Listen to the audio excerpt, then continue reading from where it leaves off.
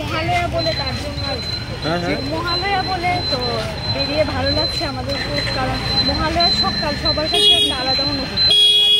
প্রতি বছরই আসা হয়? প্রতি বছর আমাদের বাড়িতে এখানে না, তো প্রতি বছর হয় না, অনেক বছর পরে এবার এসেছি। মানে বান্ধবীদের সাথে আসা? ফ্রেন্ডসদের সাথে। কিরকম লাগে? খুব ভালো লাগছে, কারণ এত মানুষ, আমাদের এখানে তো এত মানুষ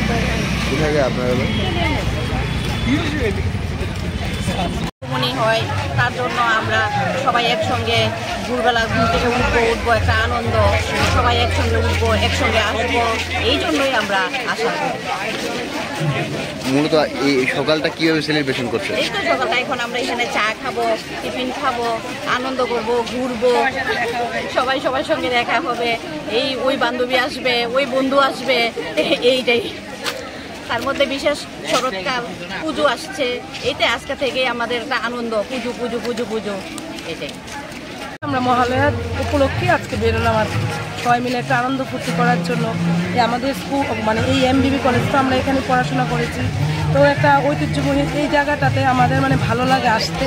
আমাদের বাড়ি ওই সাইডেই, তারপরেও আমরা সবসময় তো সময় পাই না, স্পেশাল দিন উপলক্ষে আজকের দিনটাকে আমরা প্রায়োরিটি দিলাম যে আজকে আমরা অবশ্যই এখানে আসবো।